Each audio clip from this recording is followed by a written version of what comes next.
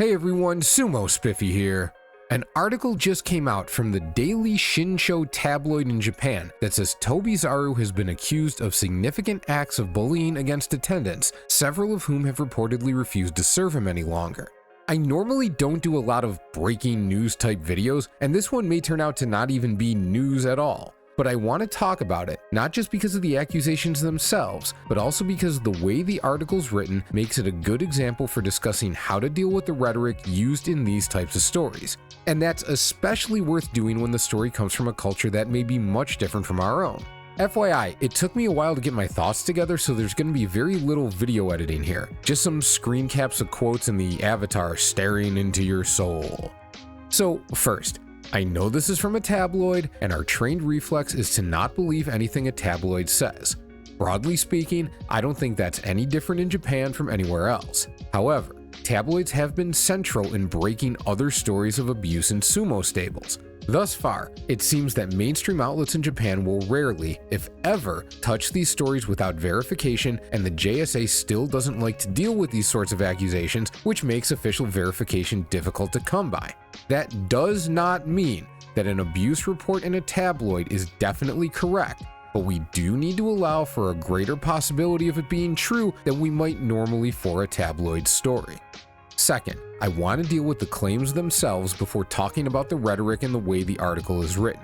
I'm doing my best to stay as neutral as possible about what's being reported, but if I talk about the rhetoric as we go, it'll probably sound like I'm mostly discounting the claims being made. Okay, on to what's being claimed. First, Satsumasho, a 5th division wrestler from Tobi's stable, Oitakaze, had clumps of hair missing from the sides and nape of his neck during the January basho. I can't find any pictures, but I assume that means the side of his head and the nape of his neck. The circumference of his head looked strangely shaved. Sumo wrestlers aren't supposed to cut their hair. I don't know if they can get little trims or whatever, but anything shaved would be very unusual. It is said that he was bullied by Tobizaru, which took a toll on him and caused his hair to fall out. This is where Google Translate gets a little fuzzy. I'm guessing the implication is that he had hair actually pulled out. In and of itself, it's hard to know what to make of this. Definitely a sort of, ooh, that sounds really bad, but it's not a lot of info and it's unclear what happened, at least translated like this. So something to wait for more info on. Next, a source close to Oitakaze's stable says there have been allegations of power harassment against Tobi in the past. 4 of his assistants have quit: Daisho Hama, Hitoshi, Daisho, and Daiyusho. Daisho Yama has retired, Hitoshi is back in Juryo, and the other 2 are still active in the lower divisions. Now, apparently, Satsumasho also wants to quit. This is an unusual situation.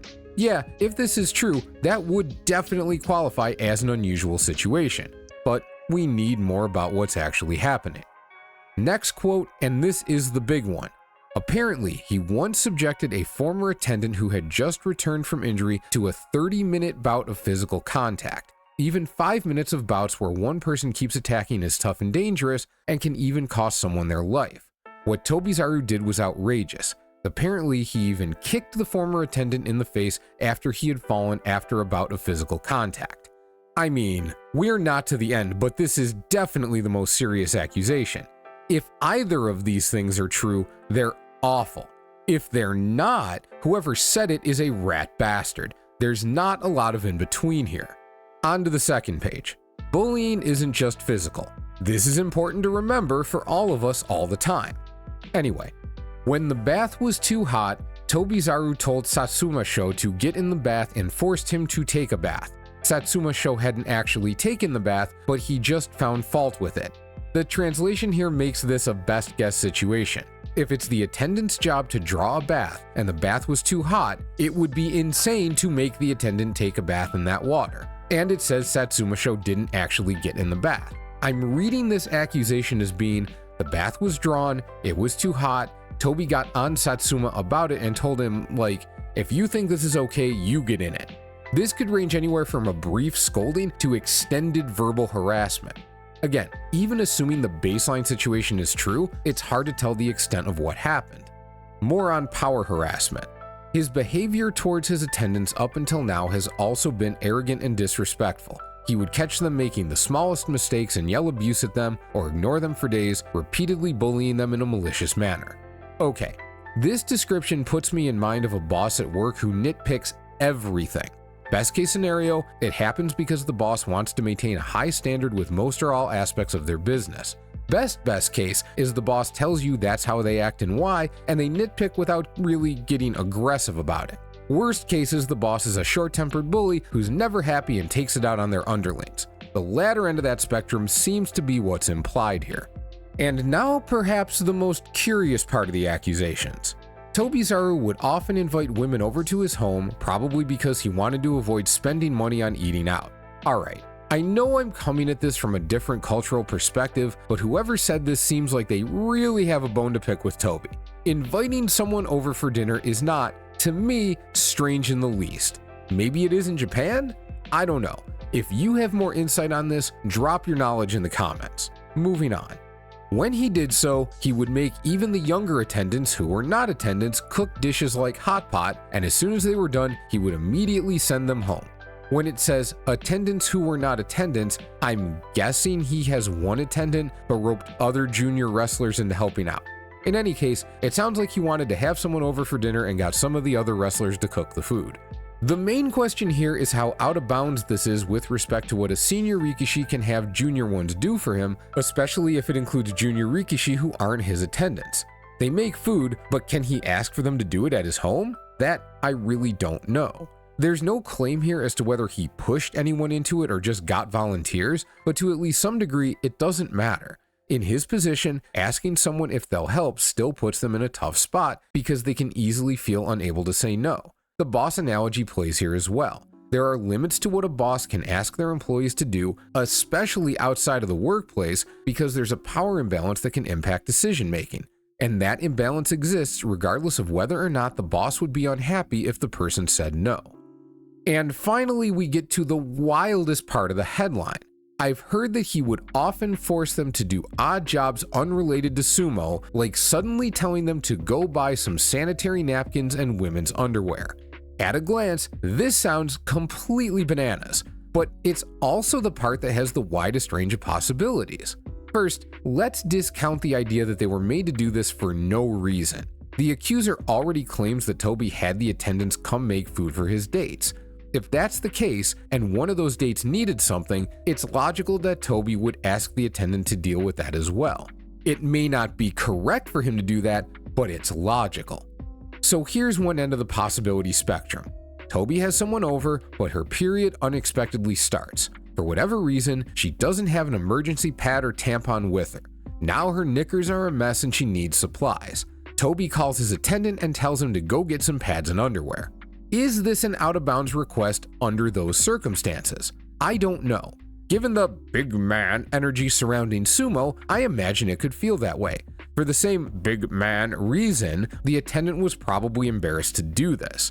Combine those things, and it wouldn't be at all surprising if he griped about it later, even though objectively it's hard to say Toby was being a bad guy. On the other hand, let's say the same thing happens but with much reduced seriousness for her. There's a little spotting, and she even says, I just gotta get pads on my way home, it's no big deal. But Toby's like, no, I got a guy who can get the stuff for you. He even insists she wait for the attendant to bring her pads and underwear. That's a much more disrespectful version all around of the same situation. And without more information, both possibilities are plausible as well as plenty of others.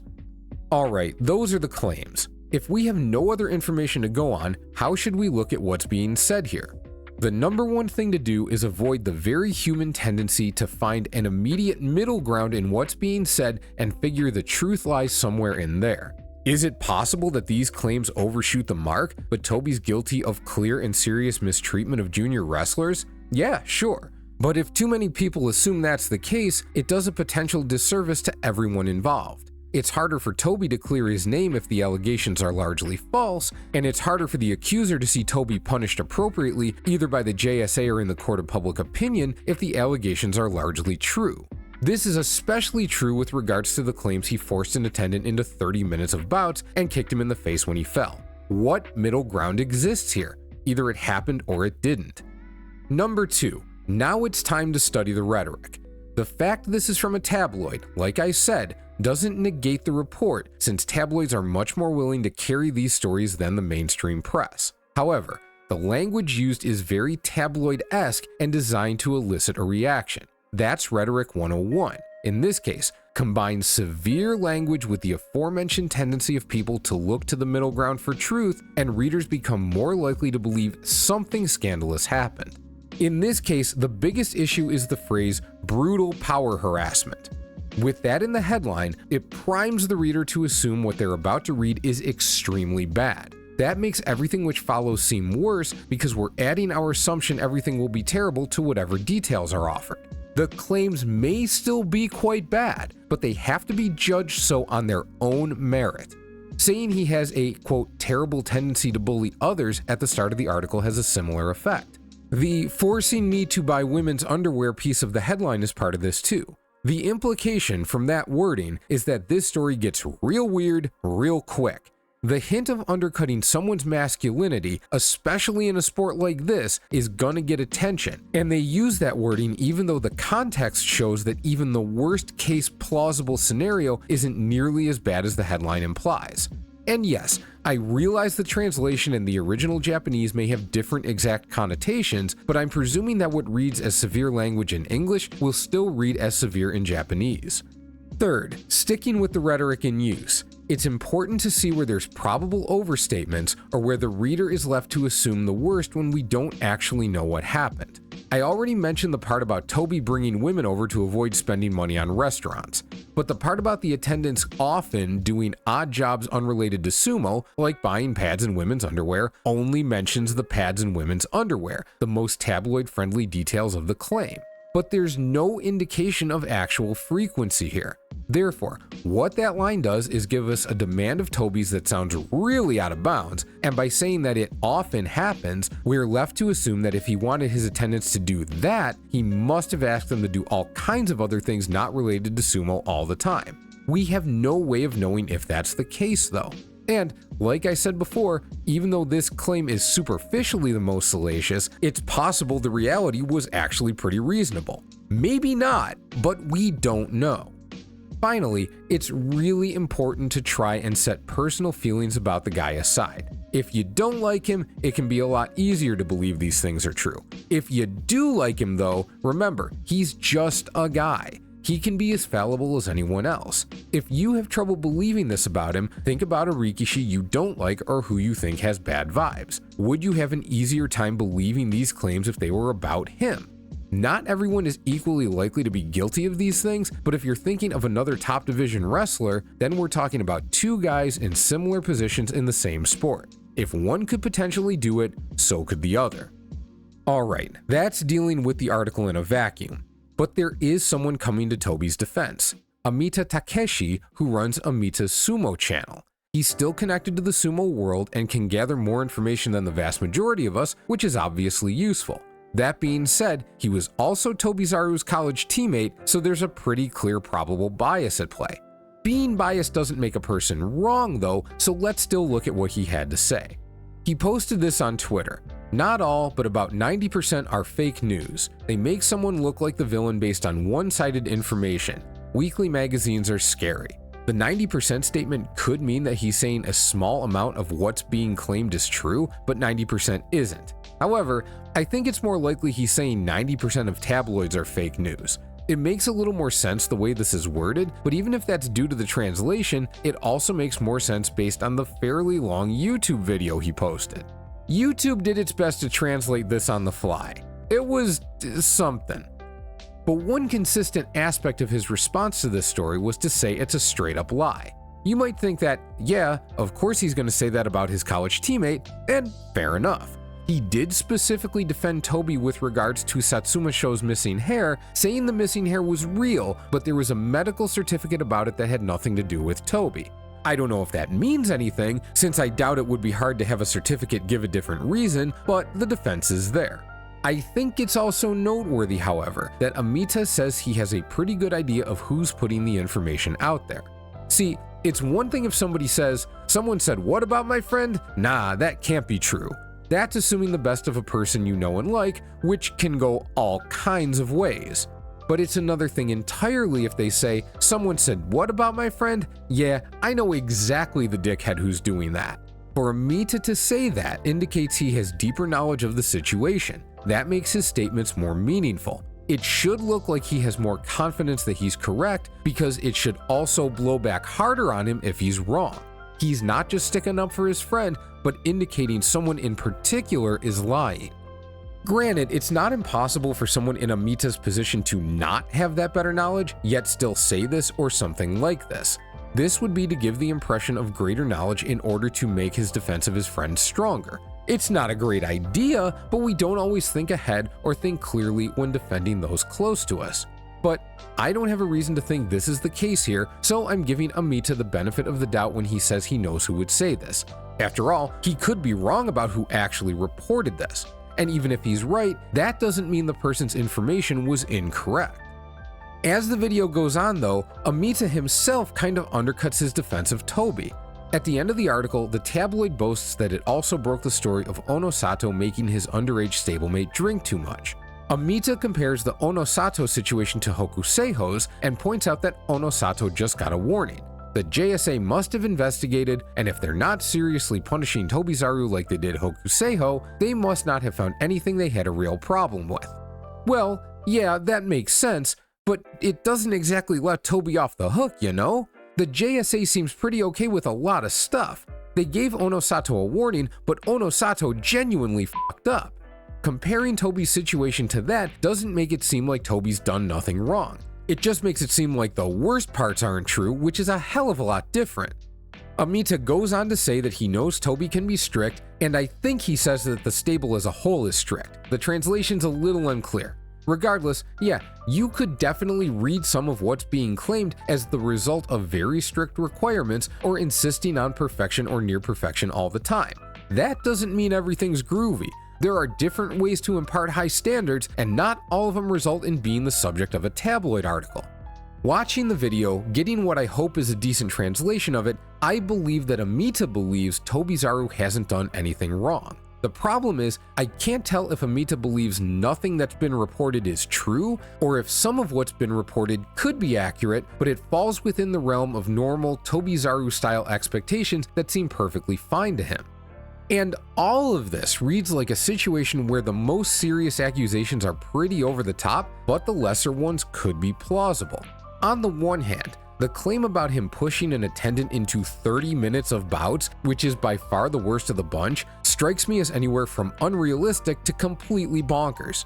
Maybe it's not, but the person being quoted says that 5 minutes of these bouts can be potentially fatal, and he was allowed to keep that going for a half hour? Not only would that be incredibly damning for Tobi, but for the coach and at least any other Sekitori in the room. Yet, at the end of the article, the talk is of Tobizaru getting a severe warning and nothing about anything else at the stable. Even with Sumo's history of covering up sometimes incredible amounts of physical abuse, those things don't line up. If more information comes out to verify this claim, so be it, but at the moment it sounds wrong. On the other hand, a lack of physical abuse doesn't make any of the non-physical stuff any less likely. The issue is that there are so many degrees of possibility within them. Again, the issue with the hot bath ranges from essentially nothing to a completely unnecessary verbal beatdown.